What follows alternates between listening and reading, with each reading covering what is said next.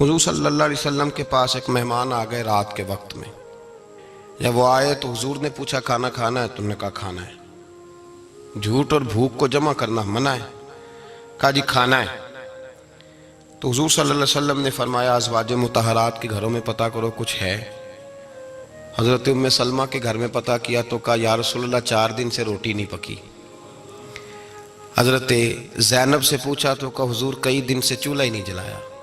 حضرت عائشہ صدیقہ، حضرت میمونہ، حضرت سودا، تمام گھروں سے بظاہر یہ 2 جہاں کے شاہ ہیں پر پاس کچھ رکھتے نہیں. 2 جہاں کی نعمتیں ہیں ان کے خالی ہاتھ میں. ہر چیز ہے پر فقر اختیاری ہے. کوئی شے نہ ملی تو نبی پاک صلی اللہ علیہ وسلم نے مسجد میں اعلان کیا، فرمایا کون ہے جو میرے مہمان کو روٹی کھلائے؟ ان لفظوں کا حسن کوئی حسن والا ہی سمجھ سکتا ہے. فرمایا کون ہے جو میرے مہمان کو کھانا کھلائے؟ تو ایک صحابی لے گئے اور اٹھے وہ صحابی جو صحابہ میں غریب تھے، ایک انصاری جو غریب آدمی تھے. بہت زیادہ امیر آدمی اللہ کی راہ میں خرچ نہیں کر پاتا، اس کے لیے مشکل ہو جاتا ہے. اس کے لیے بہت امیر آدمی جو ہوتا ہے نا، وہ جتنا زیادہ امیر ہوتا ہے نا اتنی دیوار اس کے گرد کھڑی ہو جاتی ہے پیسوں کی، مشکل ہو جاتا ہے اس کے لیے. غریب آدمی کھڑے ہوئے. اگرچہ میرے محبوب کے غلاموں میں جو بڑے امیر تھے وہ بھی خرچ کرنے میں بڑے آگے تھے. حضرت عثمان غنی رضی اللہ تعالیٰ عنہ، حضرت عبد الرحمن ابن عوف، حضرت ابو بکر صدیق رضی اللہ. لیکن یہ غریب آدمی کا حضور میں لے جاؤں گا، میں لے کے جاؤں گا. اور یہ بخاری مسلم ہے. حضور نے فرمایا لے جاؤ. وہ اب صحابی گھر لے گئے اور بیوی سے مشورہ کیا. بات پہ غور کرنا، ہر چیز کی بھوک دیکھی جا سکتی ہے، بچوں کی نہیں دیکھی جا سکتی. وہ انصاری حضور کے مہمان کو گھر لے گئے، جا کے بیوی سے مشورہ کیا. کہا بھلی مانس گھر میں کچھ ہے؟ تو اس نے کہا تھوڑا سا بچوں کے لیے کھانا رکھا ہے. بچوں کے لیے. بچے تو بزدل کر دیتے ہیں، بچے تو آدمی کو بزدل کر دیتے ہیں، بچے تو مار دیتے ہیں، کلیجہ پھٹ جاتا ہے بچہ بھوکا ہو تو، نیند ہی نہیں آتی. اب صحابی اپنی بیوی سے کیا کہتے ہیں؟ کہتے ہیں بچوں کو بہلا کے سلا دے. اور رسول اللہ کے لیے نہیں، رسول اللہ کے مہمان کے لیے. بھئی نبی پاک کے لیے نہیں، حضور کے. تجھ سے در در سے سگ اور سگ سے ہے مجھ کو نسبت. میری گردن میں بھی ہے دور کا پٹکا تیرا، تجھ سے در در سے سگ سگ سے ہے مجھ کو نسبت. لمبی بات ہے. کہ بچوں کو سلا دو. بی بی نے بچوں کو سلا دیا تو میاں بیوی کا مشورہ ہوا کہ مہمان کے ساتھ بیٹھ کے روٹی کھانا بھی سنت ہے. تو اب مہمان کے ساتھ بیٹھ کے کھانا بھی ہے تو کھانا ہے 1-2 آدمی کا. اب خاوند اپنی بیوی کو تیار کرتا ہے کہ میں بھی کھانے پہ بیٹھ جاؤں گا، تو بھی بیٹھ جانا. اور جب مہمان کھانے میں ہاتھ ڈال لے تو اٹھنا، کہنا او ہو دیا تو صحیح کیا ہی نہیں، ابھی بجھ جائے گا. اور جا کے دیا بجھا دینا. ہم ہاتھ ہلاتے رہیں گے، مہمان روٹی کھاتا رہے گا. اور یار اس درد کو، اس کیف کو سمجھو. گھر میں بچے بھی بھوکے، بچوں کی ماں بھی بھوکی، بچوں کا باپ بھی بھوکا.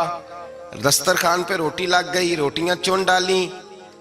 بی بی اٹھی کہنے لگی او ہو چراغ تو صحیح کیا ہی نہیں، یہ تو بجھ جائے گا. حوصلے مند بی بی جس نے بچے بھوکے سلا دیے. وہ بھوکے سوئے ہوئے بچوں کی بھوکی اماں اٹھی اور اپنے خاوند کی تابع داری میں اٹھی. میں گڈی تے ہتھ ڈور سجن دے، وہ جنج رکھے اونج رہنا ہے. اٹھی اور اس نے نہ دیا ٹھیک کرنے کے بہانے بجھا دیا. مہمان روٹی کھاتا رہا اور رسول اللہ کے نوکر قربانی دیتے رہے. وہ روٹی کھا کے سیر ہو کے بستر بچھایا تو سو گیا. یہ میاں بیوی ساری رات بچوں کی طرف دیکھتے رہے اور غور کرتے رہے اور راضی رہے کہ ہم نے حضور کا فریضہ نبھایا ہے.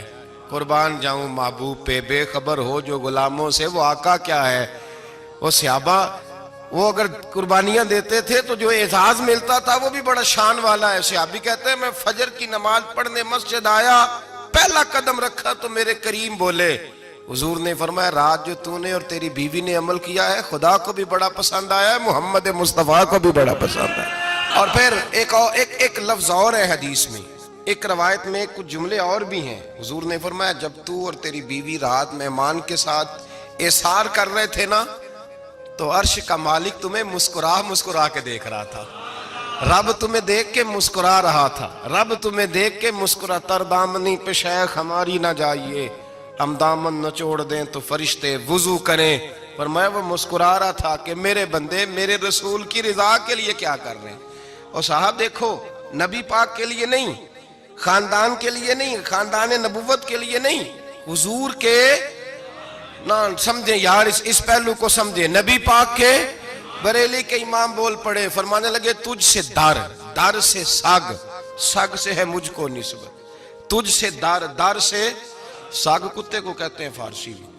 فرماتے محبوب تیرا دروازہ اور دروازے پہ کتا اور کتے کے پاس میں بیٹھا ہوں، چلو کتے کے پاس تو بیٹھا ہوں نا، میری گردن میں بھی کوئی تو پٹکا آیا ہی ہے نا، تجھ سے در سے سگ اور سگ سے ہے مجھ کو نسبت، چلو میری گردن میں بھی ہے دور کا پٹکا تیرا۔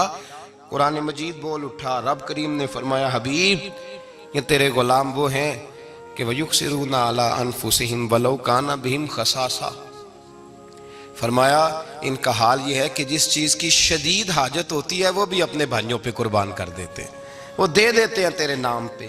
جب مکے والے مدینے آئے انصار مدینہ تو میرے مصطفیٰ کریم نے فرمایا نہ تمہاری نسلیں ایک ہیں نہ قبیلے ایک ہیں، لیکن تمہارا نبی ایک ہے، تمہارا رسول ایک، خدا ایک، کتاب ایک، تمہارا میری وجہ سے رشتہ ہے، چلو اپنے بھائیوں کے ساتھ احسار کرو، چلو احسار کرو۔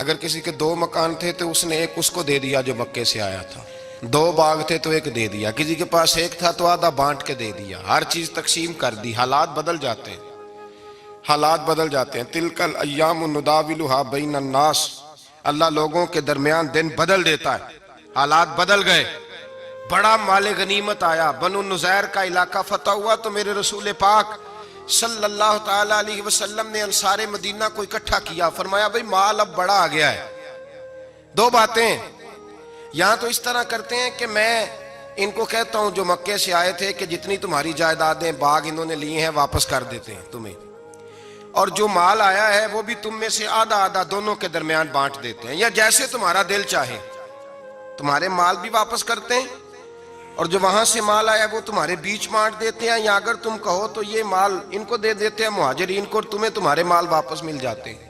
حضور نے پوچھا انصار مدینہ سے، حضرت سعد بن معاذ، سعد بن عبادہ تڑپ کے کھڑے ہوئے، عرض کی محبوبہ میں تو ابو بکر کو جانتا ہی نہیں تھا، حضور مجھے کیا پتا عمر کون ہے، میں کیا جانوں عثمان غنی مولا علی کی عظمتوں کو، محبوبہ میں نے تو تجھے ان کی طرف مسکرا کے دیکھتے ہوئے دیکھا ہے، تیرا جلوہ دیکھا ہے، تجھ سے در سے سگ سے ہے مجھ کو نسبت۔ یا رسول اللہ صلی اللہ علیہ وسلم ہم سے مشورہ نہ کریں، آپ اس طرح کریں جو جائیدادیں ہم نے انہیں دی ہیں وہ بھی ان کے پاس رہنے دیں، اور جو مال آیا ہے وہ بھی ان میں تقسیم کر دیں، اس لیے کہ ہمیں تو بس اتنا پتہ ہے کہ یہ آپ کے غلام ہیں، آپ کے نوکر ہیں، ہمیں اس سے زیادہ کسی چیز کے کوئی غرض، بس آپ کے غلام ہے، بات ختم ہو گئی۔ حضور خاموش ہو گئے۔ صحابہ کہتے ہیں دیر کے بعد ہم نے کہا فیصلہ ہونا چاہیے، فیصلہ پتہ کیا ہوا؟ حضور نے ہاتھ اٹھائے، کہا اے اللہ میرے مدینے والوں پہ رحم فرما، اے اللہ میرے انصار پہ رحم فرما، اللہ ان کے جذبے قبول فرما۔ بھائی احسار والی زندگی وہ کیا بات ہوئی کہ میں نے بڑی قربانی دی ہے، اور جب تک تو قربانی نہیں دیتا تو قدر والا نہیں ہوتا۔ جو چیز قربانی سے حاصل ہوتی ہے اس کی قدر ہوتی ہے، جو چیز مفت میں آ جاتی ہے اس کی کوئی قدر نہیں ہوتی، کوئی قدر نہیں۔ میں اکثر سوچتا ہوں کہ حضرت خواجہ اجمیری کے خلیفے اجمیر میں بھی تو ہونے چاہیے تھے نا، لیکن ان کے خلیفے اجمیر میں نہیں ہوئے، دلی میں ہوئے۔ تو میں سوچتا ہوں دلی والوں کے خلیفے دلی میں ہونے چاہیے، لیکن دلی میں نہیں ہوئے، پاک پتن میں ہوئے، تو پاک پتن والوں کے یہاں ہو جاتے۔ وہ اس لیے کہ قربانی جو دیتا ہے نا، جو دور سے چل کے آتا ہے وہ قربانی کرتا ہے، قربانی دیتا ہے، اس کو قدر زیادہ ہوتی ہے۔ ہم نے کسی شے کے لیے کبھی قربانی نہیں دی، نہ دین کے لیے، نہ قرآن کے لیے، نہ مسجد کے لیے، نہ شیخ کے لیے، نہ طریقت کے لیے، قربانی تو ہے ہی نہیں۔ تو جو شے مفت ملتی ہے اس کا نہ مزہ آتا ہے نہ قدر ہوتی ہے۔ جو چیز قربانی کر کے لیتے ہو نا، قربانی کر کے، اس کی قدر ہوتی ہے۔ کسی لیے کہا تھا کسی درویش نے، اس نے کہا تھا قدر نبیدہ ایک کی جانن دنیا دار کمینے، قدر نبی دا جانل واگے سو گئے وچ مدینے. ان سے پوچھو نا، ان سے پوچھو ان حضرات کو کتنی قدر تھی. قربانی اپنی زندگی میں دینا سیکھیں. ایک ہوتی ہے بندے کی ذاتی خواہش، اس کو کچلنا بڑا مشکل ہوتا ہے. قربانی بڑی ضروری چیز کا نام ہے، اور جو قربانی دینا سیکھ جاتا ہے وہ بچ جاتا ہے. کتیا 6 بچے جنم دیتی ہے لیکن قربانی نہیں نہ دیتی بچوں کی، تو ریوڑ نہیں بنتے، اجڑ نہیں بنتے. بکری 2 بچے پیدا کرتی ہے اور سال کے بعد ہزاروں بچوں، لاکھوں بچوں کی قربانی دیتی ہے، پر پھر بھی جدھر جاؤ بکرے ہی بکرے نظر آتے ہیں. جو قربانی دینا سیکھ جاتا ہے نا، یزید نے کوئی قربانی نہیں دی، اس لیے کوئی شخص بھی کھڑا ہو کے نہیں کہتا، حالانکہ 14-15 بیٹے تھے یزید کے، کوئی بھی کھڑا ہو کے نہیں کہتا میں اس کی نسل میں سے ہوں. امام حسین نے ساری قربانی دے دی. ایک زین العابدین بچے تھے، پوری دنیا میں اللہ نے سید عطا فرمائے ہوئے ہیں. جو قربانی دینا سیکھ جاتا ہے وہ بچ جاتا ہے. ہم نا قربانی کیا، ہمارے پاس تو اضافی شے ہے وہی دینے کو تیار نہیں. جب آپ تیار ہی نہیں تو سودا ہی نہیں کر، آپ نکلے ہی نہیں میدان میں، تو حاصل کیسے ہو؟ حصول تو تب ہوگا نا جب آپ کوئی انویسٹمنٹ کریں گے. تو آپ انویسٹ ہی نہیں کر رہے تو بھائی آپ نے پودا ہی نہیں لگایا تو پھل کیسے ملے؟ قربانی نہیں دی تو وہ درجہ کیسے ملے؟ اس کے لیے تو قربانی ضروری ہے. اب تمام صحابہ کی زندگی پڑھ لیں، حضرت ابو بکر سے لے کر حضرت بلال تک، یہ سارے قربانی والے ہیں. آپ تمام اولیاء کی صفت پڑھ لیں، حضرت غوث اعظم، جیلانی، داتا علی اجویری، خواجہ معین الدین، یہ سب قربانی والے لوگ ہیں. قربانی دیتے رہے تو بچے ہوئے ہیں. ان کے جو ساتھ تھے وہ بھی قربانیوں والے تھے. قربانی حصہ ہے طریقت کا، قربانی ضروری ہے. اور ہمارے صوفیاء تو کہتے ہیں جس شخص نے تصوف میں آ کے قربانی نہیں دی. بزرگوں کے پاس ایک شخص آیا، غالباً خواجہ نظام الدین محبوب الہی کی بات ہے، میرے ذہن میں نام پورا نہیں سما رہا. تو ایک مرید نے آ کے کہا حضور زکوٰۃ کتنی دینی ہے؟ فرمایا 2.5%. تھوڑی دیر کے بعد حضرت نصیر الدین چراغ دہلوی آ گئے، کہا حضور اللہ کے راستے میں کتنے دینے ہیں؟ فرمایا 50%.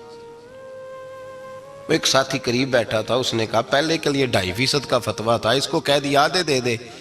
چند منٹ گزرے تو حضرت امیر خسرو بھی آ گئے،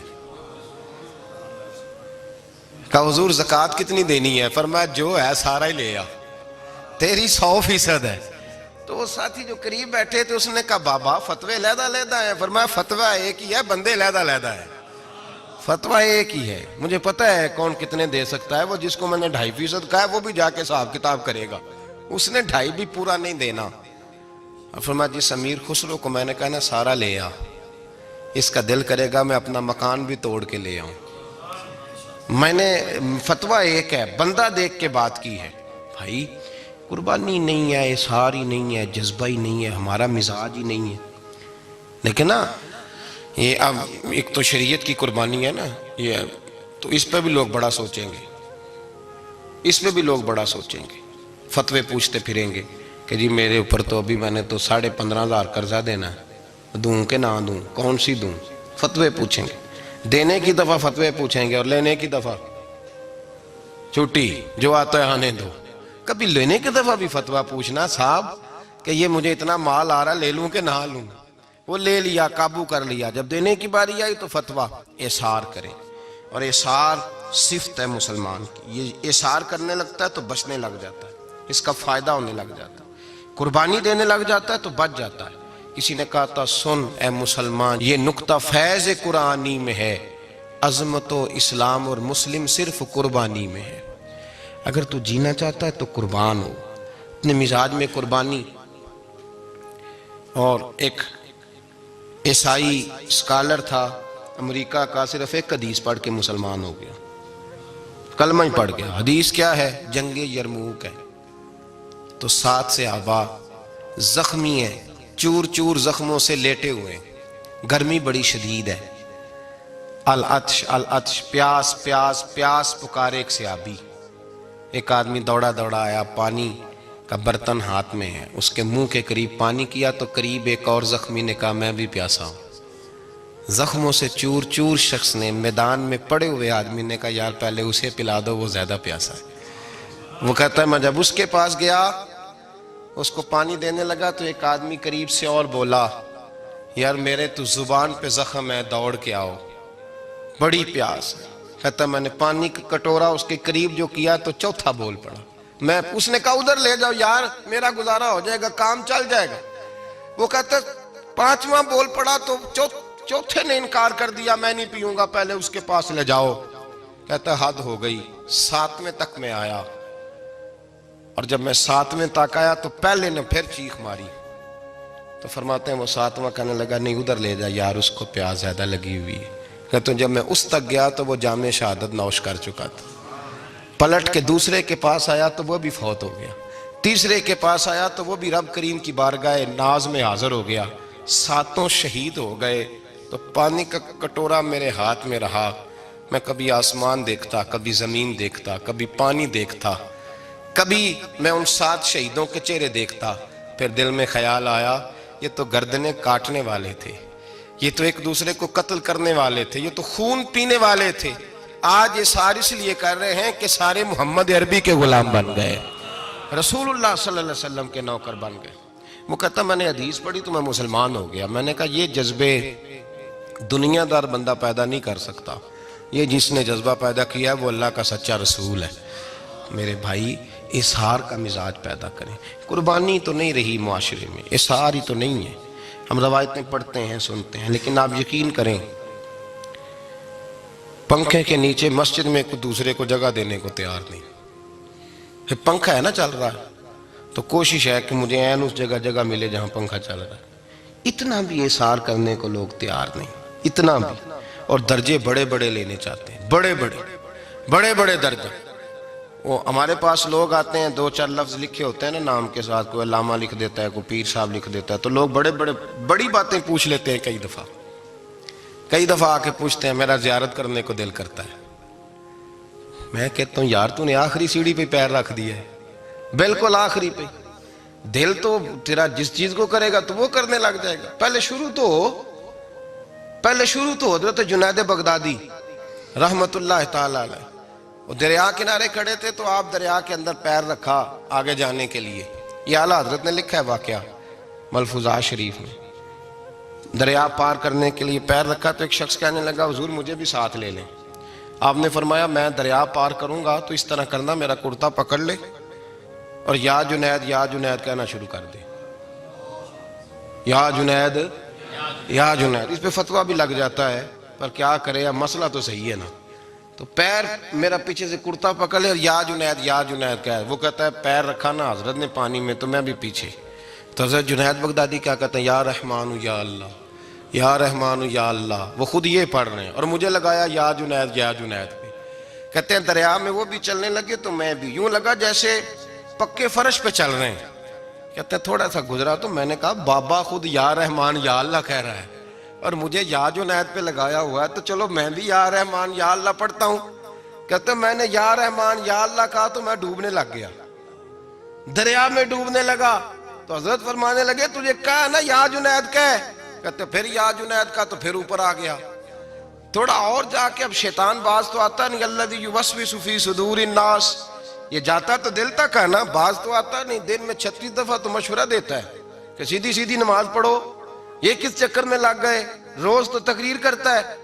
کہتا پھر دل میں وسوسہ آیا تو پھر میں نے جا کے کہا کہ یہ مجھے خود یا رحمان یا اللہ اور میں یا جنید۔ پھر میں نے کہا یا رحمان یا اللہ تو پھر ڈوبنے لگا۔ کہتے ہیں بابے نے پکڑ کے نکالا، کہا چپ کر کے یا جنید کہہ اگر پار جانا ہے تو، یا جنید کہہ۔ کہتے کنارہ آ گیا تو میرے دل میں خود ہی تھی، وسوسہ تھا کہ بابا تو یا رحمان یا اللہ کہے تو ترے، میں کہوں تو ڈوبے۔ میرے دل میں وسوسہ تھا۔ اللہ والے ادھار تو رکھتے ہی نہیں نا، جو بات دل میں آتی ہے وہ بیان پہلے کر دیتے ہیں، ادھار تو ہے ہی نہیں ان کے ہاں۔ وہ تو کہتے ہیں تجھے بولنے کی گنجائش ہی نہیں دیں گے، تیرے سوال دل میں ہوگا جواب ہماری زبان پہ ہوگا۔ یہ تو چکر ہی نہیں نا، بالکل کوئی کھاتا ہی نہیں۔ رب کریم کا بندہ تو بات ہی وہ کرتا ہے جو کو دل میں لے کے آتا ہے۔ فرماتے ہیں جیسے ہی میرے دل میں یہ وسوسہ تھا، حضرت جنید بغدادی رحمت اللہ تعالیٰ علیہ باہر نکل گئے تو پلٹ کے میری طرف دیکھا اور مسکرا کے فرمانے لگے بیٹا جنید تک تو پہنچ لے، اللہ تو ابھی بڑی دور ہے، ابھی جنید تک تو پہنچ جا، ابھی تو جنید تک نہیں پہنچا، ابھی تو میرے تک تو پہنچ جا، اللہ تو ابھی بڑی دور ہے، تو ڈائریکٹ ہی وہاں تک جانے لگا ہے۔ شروع تو ہو ابھی، تو یہاں لوگ سیدھا ہی آ کے کہتے ہیں زیارت کرنی ہے۔ مجھے ایک صاحب کہنے لگے جی میں نے ایک پیر صاحب کے بارے میں سنا ہے ان کی بیعت ہوتے ہی بندے کو نبی پاک کا دیدار ہو جاتا ہے۔ میں نے کہا ٹھہر جا ذرا، اس کو بھی کہہ بریک پہ پیر رکھے، بیعت کرتے ہی دیدار ہو جاتا ہے۔ یہ کوئی لوٹ سیل ہے؟ زندگی گزر جاتی ہے انسان کی، مر جاتا ہے، اور جس کو حضور کا دیدار ہو پھر بچ جائے، پھر قائم رہے، پھر اس کی زندگی نہ بدلے، پھر اس کا دنیا سے کوئی تعلق رہ جائے۔ یہ پوچھ ابو بکر صدیق سے جنہیں دیدار ہوا تھا، جب دیدار ہوا تو یار رہا ہے، باقی کوئی شے بھی نہیں رہی، پھر محبوب رہے اور کچھ بھی نہیں بچتا۔ تو وہ کس طرح کا ہے جو دیدار بھی کراتا ہے اور پھر کہتا جاؤ دکان بھی کھول لو جا کے؟ یہ کیسی بات؟ وہ ایک منزل ہے، وہ اپنی جگہ پہ آ کے آتی ہے، اور یہی بہتر ہے کہ پردوں میں وہ پردہ پوش رہے۔ وہ اگر پردے اٹھا دے تو کسے ہوش رہے، پھر مشکل ہو جاتا ہے معاملہ، مشکل ہو جاتا ہے۔ تو بھائی یاد رکھیں، قربانی دینا سیکھیں، اثار کرنا سیکھیں، اور صفر سے شروع کریں۔ زندگی میں ہم لینے کے چکر میں پڑ جاتے ہیں تو نقصان اٹھاتے ہیں۔ عقل کے گھوڑے کم دوڑائیں، محبت کے ساتھ عمل زیادہ کریں، دماغ کا استعمال کم کریں اور عمل زیادہ کریں، زیادہ عمل کریں، ورنہ شیطان تو نماز بھی نہیں پڑھنے دے گا۔ وہ تو کہے گا کہ جناب چلو ٹھیک ہے اللہ نے معافی کر دینا ہے نا، وہ تو کچھ بھی نہیں کرنے دے گا۔ دماغ کا استعمال کم کریں اور عمل زیادہ کریں، جد و جہد زیادہ کریں، اظہار کریں، قربانی کریں، اپنی زندگی میں کریں، کسی کے لیے کچھ اظہار کریں، کسی کو کچھ دیں۔ یہ جو ہم اولاد کے لیے قربانی دیتے ہیں نا، تو یہ قربانی نہیں ہوتی، یہ لالچ ہوتا ہے، یہ سودا ہے۔ پتہ ہے آپ کو یہ سودا ہے؟ ہم بچپن میں ان کی خدمت کریں گے، یہ بڑھاپے میں ہماری خدمت کریں گے، تو یہ تو تجارت ہے، یہ کوئی اصول نہیں۔ میرے بچے بڑے ہو گئے تو مجھے خیر صلی اللہ، یہ تجارت ہے بھائی، یہ تجارت ہے، یہ قربانی نہیں، تو تجارت ہے۔ یہ آپ جو کر رہے ہیں یہ تو کمیٹی ڈال رہے ہیں آپ، اور چونکہ نیت یہ ہوتی ہے خدمت کی، تو پھر نصیب والوں کو خدمت ملتی ہے، قسمت والوں کو ملتی ہے۔ ورنہ بچے کہتے ہیں ابا جی ٹھیک ہے آپ نے ہماری خدمت کی تو سارے کرتے ہیں، آپ نے کوئی نوکی تھوڑی کی ہے، چھٹی آپ وہاں بیٹھیں، چائے ملے گی وقت پہ پہنچے گی، لیکن آپ مداخلت نہ کریں کسی چیز کے اندر، تجارت نہ کریں، اظہار کریں، قربانی کریں۔ ہمارے صوفیاء یہ کہتے ہیں اولاد سے بھی توقع نہ کرو خدمت کی، نہ توقع کرو، بس یہ کہو کہ میرا رب مجھے بڑھاپے۔ دیکھیں نا نبی پاک صلی اللہ علیہ وسلم نے دعا مانگی، اے اللہ ارذل العمر ہونے سے بچا، عمر کے اس حصے سے بچا جس میں دوسروں پر انسان بوجھ بن جاتا ہے، دعا مانگ۔ تو یہ لالچ بھی نہ کبھی زندگی میں رکھیں کہ میری فلاں آدمی خدمت کرے گا، یہ لالچ بھی برا ہے، اس پر بھی توجہ نہ کریں۔ اپنی دنیا آپ پیدا کر اگر زندوں میں ہے، سر آدم ہے، ضمیر کن فکاں ہے زندگی، یاد رکھیں۔ ہوش آنے سے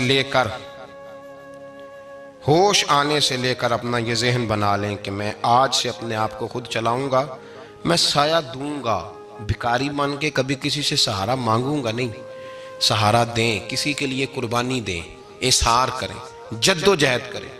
جو چیز آپ کے بس میں ہے وہ تو ہے، جو بس میں نہیں اس میں بھی کوشش کرنے کی آپ کوشش کریں، تگ و دو کریں۔ قربانی سے انسان سنور جاتا ہے، بن جاتا ہے۔ اللہ تبارک و تعالی ہمیں سنورنے اور بن جانے کی توفیق عطا فرمائے۔